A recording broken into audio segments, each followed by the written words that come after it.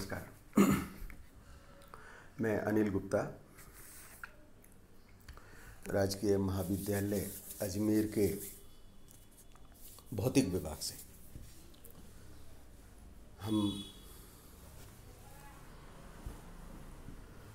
Quantum mechanics first paper में commutation relations कर रहे थे और कम्यूटेशन रिलेशन से पूर्व हमने लीनियर ऑपरेटर को समझा था। इस कार्य को करने के उपरांत आज हम हर्मिशियन ऑपरेटर को समझ रहे हैं। क्वांटम मैकेनिक्स में हर्मिशियन ऑपरेटर बहुत महत्वपूर्ण है। उसका कारण है कि जो भी डायनामिकल वेरिएबल है, डायनामिकल वेरिएबल मीन्स ऐसा कोई भी ऑपरेटर जिसका मान पोजीशन और टाइम कोऑर्डिनेट के रेस्पेक्ट में चेंज हो, परिवर्तित हो। उदाहरण के लिए एनर्जी है, मोमेंटम है, ये सभी डायनामिकल वेरिएबल कहलाते हैं। तो इस तरह के जितने भी डायनामिकल वेरिएबल हैं सब के सब हर्मिशियन ऑपरेटर होते हैं। अतः हर्मिशियन ऑपरेटर को समझना क्वांटम मैकेनिक्स के अध्ययन के लिए बहुत ज़रूरी है। हर्मिशियन ऑपरेटर का क्या अर्थ समझें। An operator associated with dynamical variable is said to be Hermitian if its average value of psi is real in any state. इसका जो मान है वह वास्तविक मान होना चाहिए। हम एवरेज वैल्यू को लिखते हैं जो एक्सपेक्टेशन वैल्यू में लिखते हैं। मैं अगला टॉपिक ये डिस्कस करने वाला हूँ। इसको हम लिखते हैं इंटीग्रल साई स्टार साई के मध्य में जिसका हमें एक्सपेक्टेशन वैल्यू लेना है उसको ले लें और इंटीग्रल कर दें। इसलिए मैंने एक्सपेक्टेशन वैल्यू लिखा psi star A psi D B. Average value real है, इसका मतलब होगा इस इंटीग्रल का इमेजिनरी पार्ट 0 होना चाहिए और इस इंटीग्रल का इमेजिनरी पार्ट 0 होगा। तो हर्मिशियन ऑपरेटर के लिए जो कंडीशन निकल के आती है, जो समीकरण 1 में दिखाई है, उसको जरा दोबारा देखें। इसका राइट हैंड साइड क्या है?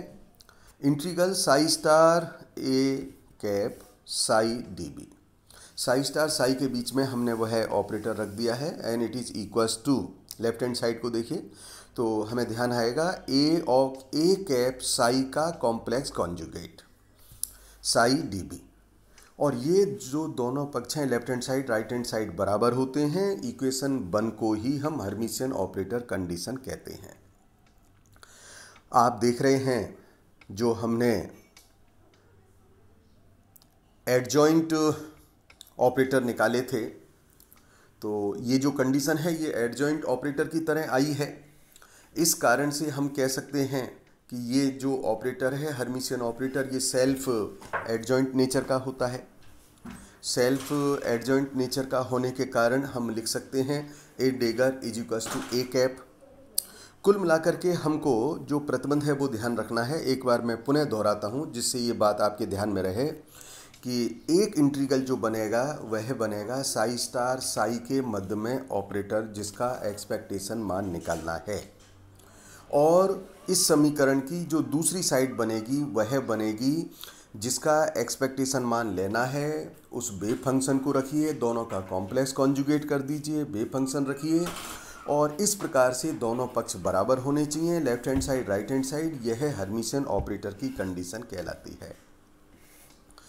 अब इसके कुछ गुणधर्म हैं और उन गुणधर्म में एक गुणधर्म है कि भाई आइगन वैल्यू ए है, आइगन फंक्शन साई है, तब आइगन वैल्यू इक्वेशन क्या होगी? A cap psi is equals to A psi. हम हर्मिशियन ऑपरेटर कंडीशन का प्रयोग करें तो जब हम इस कंडीशन का प्रयोग करेंगे जैसा समीकरण ए में लिया है और इस आइगन वैल्यू इक्वेशन के रिजल्ट का प्रयोग करने पर देखिएगा राइट हैंड साइड और लेफ्ट हैंड साइड को, लेफ्ट हैंड साइड में ए कैप साई का कॉम्प्लेक्स कॉन्जुगेट है, उसके स्थान पर आइगन वैल्यू इक्वेशन से मान रखा गया और फिर हम ए स्टार को बाहर ले सकते हैं आउटसाइड फ्रॉम द इंटीग्रल, तो इंटीग्रल बनेगा A star within integral psi star psi D B. समीकरण के राइट हैंड साइड को देखिए, तो राइट हैंड साइड है Sai star A cap psi D B.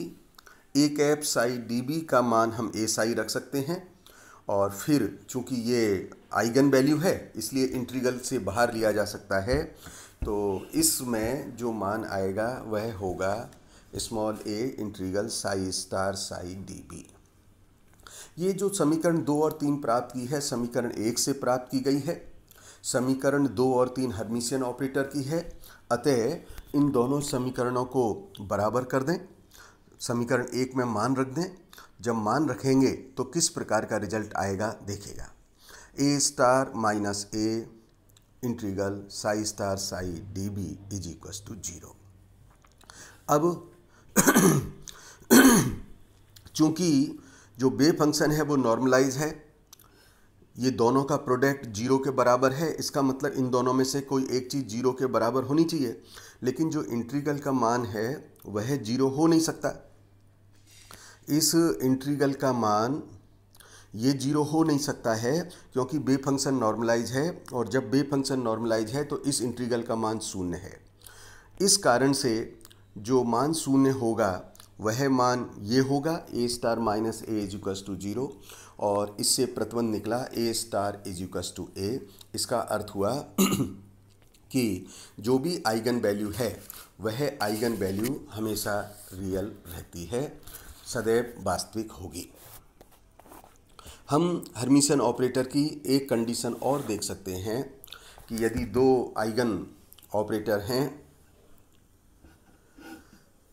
If two eigen function operated by same Hermitian operator, Hermitian operator एक ही है, function दो अलग अलग हैं, और दो फंक्शन के संगत it gives two eigenvalues, दो आइगन वैल्यूज़ अलग अलग मिल रही है, तो हमें ये सिद्ध करना है कि जो फंक्शंस हैं वो ऑर्थोगोनल होंगे।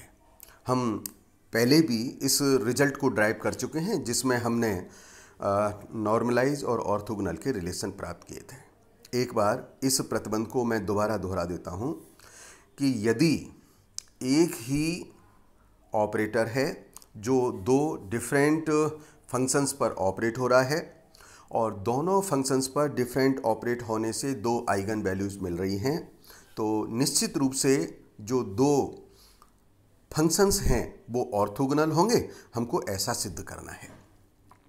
इस बात को सिद्ध करने के लिए हम आइगन वैल्यू इक्वेशन पर ही चलते हैं। मान लीजिएगा जो दो फंक्शंस हैं वो साई एम और साई एन है, और उनके संगत जो आइगन वैल्यूज़ मिल रही है वो ए एम ए एन मिल रही है। अतः इक्वेशन 1 में मैंने दोनों आइगन वैल्यू इक्वेशन लिख दी है। अब हर्मिशियन ऑपरेटर की कंडीशन लिखिएगा, जिसको मैंने बॉक्स में लिखा है, जो अभी हमने ड्राइव की है, और इस गिवन कंडीशन से जो समीकरण 1 में लिखी गई है का मान प्रतिस्थापित कर दीजिएगा। जब हम इस मान को प्रतिस्थापित करेंगे तो इंटीग्रल किस प्रकार का बन रहा है देखिए, integral A N psi N star within bracket psi M D B and right hand side is equals to psi N star A M psi M D B. हम ए एन को बाहर निकाल सकते हैं, अंदर रह जाएगा psi N star psi M D B, और उसी प्रकार से राइट हैंड साइड से हम ए एम को बाहर ले सकते हैं, अंदर रह जाएगा psi N star psi M D B. Left hand side right hand side दोनों को मिला दिया जा सकता है, और जब मिला देंगे तो रिजल्ट इस प्रकार का आएगा, A N star minus A M within bracket and integral psi N star psi M D B is equal to 0। अब हम देख सकते हैं कि ये दो गुणनफल है और 0 के बराबर है, अतः निश्चित रूप से इसमें से कोई 0 होना चाहिए। इंटीग्रल से पहले ज़रा इस पर विचार कीजिए, क्योंकि हर्मिशियन ऑपरेटर हैं और जो आइगन वैल्यू मिल रही है वो रियल है, अभी हमने सिद्ध किया है। इसका अर्थ हुआ ए एन स्टार को हम ए एन लिख सकते हैं, तो हम इस पहले कोष्टक में A N minus A M कर सकते हैं। अब विचार कीजिए, क्या यह शून्य हो सकता है क्या? क्योंकि हमको ये प्रॉब्लम में दे रखा है जो दो आइगन वैल्यूज़ हैं वो दोनों आइगन वैल्यूज़ अलग अलग हैं, an am के मान अलग अलग हैं और रियल अब हैं, ये सिद्ध किया जा चुका है। अतः जो ये पहला ब्रैकेट है यह कभी भी शून्य के बराबर नहीं हो सकता। परिणाम स्वरूप जो राइट हैंड साइड है psi N star psi M D B को ही 0 के बराबर होना है। इसका अर्थ क्या हुआ कि integral of psi N star psi M D B is equals to 0, और इस प्रकार से ये जो कंडीशन निकल के आएगी ये ऑर्थोगोनल कंडीशन निकल के आ गई है। आपको ध्यान होगा अपन ने 3 दिन पहले हमने ऑर्थोगोनल और नॉर्मलाइज वेव फंक्शंस के लिए कंडीशन ड्राइव की थी, और वो कंडीशन जो ड्राइव की थी वो हमने क्रॉनिकल डेल्टा फंक्शन से ड्राइव की थी। हम एक एक्सरसाइज के तौर पे इसको लें, एक प्रॉब्लम मैं दे रहा हूँ जिसको मैंने सॉल्व कर दिया है, लेकिन मैं आपसे अपेक्षा करता हूँ आप दोनों इसको सॉल्व करने का प्रयास करें। एक प्रॉब्लम दे रखा है कि if beta and gamma are commuting Hermitian operator. Problem जब भी हम सॉल्व करें तो जो कुछ भाषा है उसको बहुत तसल्ली से पढ़ना चाहिए, अर्थ समझना चाहिए। तो हमको दे रखा है beta and gamma are commuting Hermitians operator, then beta gamma is also Hermitian. हमको क्या सिद्ध करना है कि बीटा गामा हर्मिशियन होंगे, बीटा गामा का प्रोडक्ट हर्मिशियन होगा, और what is given to us, beta Hermitian operator है, गामा हर्मिशियन ऑपरेटर है, and third result which is given to us is that beta and gamma are commuting. Commuting means square bracket beta gamma is 0. Therefore, beta gamma minus gamma beta is 0. Therefore, beta gamma is equals to gamma beta. इस प्रकार की शर्त है। तो हमको जो दे रखा है वह रिजल्ट है बीटा कम्यूटिंग है, बीटा हर्मिशियन है, गामा हर्मिशियन है, और बीटा गामा कम्यूट करते हैं इस कारण से beta gamma is equals to gamma beta. तो इस शर्त को जब हम करेंगे तो हम इस रिजल्ट को सॉल्व कर सकेंगे। ये मैंने सॉल्व किया भी है, हम इसको देख सकते हैं। अब हम एक्सपेक्टेशन वैल्यू लेते हैं। हम किसी भी ऑपरेटर के संगत जो एक्सपेक्टेशन वैल्यू ली जाएगी वो इस प्रकार से ली जाती है। उसमें न्यूमरेटर पार्ट होगा psi star A psi and D B, and denominator part होगा psi star psi D B. चूँकि वेव फंक्शन नॉर्मलाइज है अतः हर वाली नीचे वाली जो इंटीग्रल है उसका मान 1 होगा। Therefore if wave function is normalise then integral minus infinity to plus infinity psi star psi D B is equals to 1। Therefore expectation value that is expectation A को हम एक्सपेक्टेशन को किस प्रकार से लिखा है जरा इस पर देखें, दोनों के सिंबल्स को गौर करें। It is equals to psi star A psi D B, यह इसकी कंडीशन होगी। अब हम एक्सपेक्टेशन वैल्यू अलग अलग डायनामिकल वेरिएबल के लिए निकाल सकते हैं। जैसे कि मैंने सबसे पहला जो प्रयास किया पोजीशन के लिए किया, जिस प्रकार से अभी इंटीग्रल यूज किया था उसी प्रकार से हमने x के लिए लिख दिया है। अतः चूंकि ये वेव फंक्शन नॉर्मलाइज है तो इसलिए नीचे वाले इंटीग्रल का मान 1 हो गया, और average x is equal to psi stars x psi D X. ध्यान रहे जो वेव फंक्शन है वो r और t का फंक्शन है, जिसको मैंने यहाँ पर नहीं लिखा है इसी कारण से कि आपको इसका अभ्यास रहना चाहिए कि अगर कहीं वेव फंक्शन लिखा है तो वो किसका फंक्शन होगा। अगर हम 3 डायमेंशनल केस में बात करें तो average x, average y, average z बिल्कुल इसी प्रकार से हम लिख सकते हैं, और ये जो तीनों समीकरण मिलेगी ये इसकी एक्सपेक्टेशन वैल्यू कहलाएगी। उसी प्रकार से हम एक्सपेक्टेशन वैल्यू लीनियर मोमेंटम की भी ड्राइव कर सकते हैं। लीनियर मोमेंटम के संगत जो ऑपरेटर का मान है वो P is equals to minus I H cross del होता है। अतः ऑपरेटर के मान P X cap is equals to minus I H cross D D X, और इसी प्रकार से y और z के मान लिखे जा सकते हैं। तो जिस प्रकार से हमने x, y, z की एक्सपेक्टेशन वैल्यू निकाली है बिल्कुल उसी भांति बिल्कुल उसी प्रकार से हम px, py, pz के एक्सपेक्टेशन वैल्यू लिख सकते हैं। अंतर क्या होगा, जहाँ पर इंटीग्रल में x बाई जेड आया था वहाँ पर px py pz लिखना पड़ेगा और px py pz के जो मान हैं वो आपको बताए गए हैं। इस प्रकार से हम इन मानों को लिख सकते हैं और इस तरह के जब मान लिखेंगे तो हम इस तरह के एक्सपेक्टेशन वैल्यूज़ को ज्ञात कर सकते हैं। अब हम एनर्जी की बात करें तो एनर्जी का जो ऑपरेटर है जिसको आपको सिद्ध किया गया था, बिल्कुल प्रारंभिक अवस्था से देखें तो IH क्रॉस DDT होगा। तो एनर्जी का जो एक्सपेक्टेशन वैल्यू होगा, प्रत्याशा मान होगा, उसको इस तरीके से लिखा जा सकता है, integral psi star IH cross DDT psi DB divided by integral psi star psi DB। Again wave function is suppose to be normalise, therefore psi star psi DB is 1, तो expectation value E is equals to psi star IH cross DDT psi रहेगी। अब हम देखें, चूँकि energy का जो मान है वो p square by 2m plus BR होता है, kinetic energy plus potential energy. तो पोटेंशियल एनर्जी का मान BR होगा जबकि काइनेटिक एनर्जी का मान p स्क्वायर बाई 2m होगा।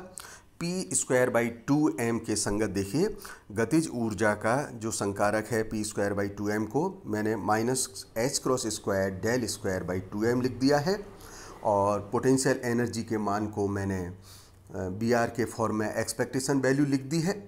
अतः टोटल काइनेटिक एनर्जी का जो मान होगा वह मान average of E is equals to EK plus B इन दोनों के जोड़ से दिया जाएगा, जो इस प्रकार से ज्ञात की जा सकती है। एक प्रॉब्लम इस विषय को समझने के लिए साथ में ही किया है मैंने। सिद्ध करें कि प्रेक्षण योग्य राशि के वर्ग का प्रत्याशा मान धनात्मक एवं वास्तविक होगा। जैसा मैंने कहा, जब भी कोई प्रॉब्लम आए तो हमको थोड़ा सा आधा मिनट देना चाहिए, उसकी भाषा को समझना चाहिए। इसमें क्या कह रहे हैं ये कह रहे हैं प्रेक्षण योग ऑब्जर्वेबल कोई भी राशि है, डायनामिकल वेरिएबल है, उसका वर्ग यानी उसका स्क्वायर और फिर हम उसका एक्सपेक्टेशन मान निकालें और हमें ये सिद्ध करना है कि उसका जो एक्सपेक्टेशन होगा, expectation value of square of any dynamical variable, वो मान हमेशा रियल होगा और पॉजिटिव होगा, ऐसा हमको सिद्ध करना है। तो मैंने कहा, मान लीजिए कोई ऑपरेटर A है और प्रेक्षण योग्य राशि A है, तब उसका वर्ग A स्क्वायर हो गया। तो A स्क्वायर का एक्सपेक्टेशन लिखा, A स्क्वायर का एक्सपेक्टेशन हो गया Sai star A square Sai DB। Okay, अब हम हर्मिशियन ऑपरेटर की कंडीशन का प्रयोग करेंगे। पहले A स्क्वायर को दो ब्रैकेट में यूज कर लिया, A कैप। अब आप हर्मिशियन ऑपरेटर की कंडीशन का प्रयोग कर सकते हैं और जब आप हर्मिशियन ऑपरेटर की कंडीशन का प्रयोग करेंगे तो यह इंटीग्रल बनेगा A cap Sai star A cap Sai DB। अब हम जानते हैं A स्टार कोई भी जो प्रेक्षण योग्य राशि है उसके कॉम्प्लेक्स कॉन्जुगेट से अगर गुणा किया जाए तो मैग्नीट्यूड स्क्वायर प्राप्त होता है। तो इसलिए इंटीग्रल में मान आ गया A cap Sai magnitude square DB। और जो भी मॉडुलस है उस मॉडुलस का मान कभी भी नेगेटिव नहीं हो सकता। अतः इस इंटीग्रल के मान को मैंने लिख दिया है इट इज़ इक्वल और ग्रेटर देन 0। इसका अर्थ हुआ कि यह मान निश्चित रूप से धनात्मक है और वास्तविक भी है। जैसा चाह रहे थे वो इस प्रकार से सिद्ध होता है। कल हम जो अभी तक कुछ सीखा है इस पर कई कंसेप्चुअल प्रॉब्लम करेंगे। धन्यवाद।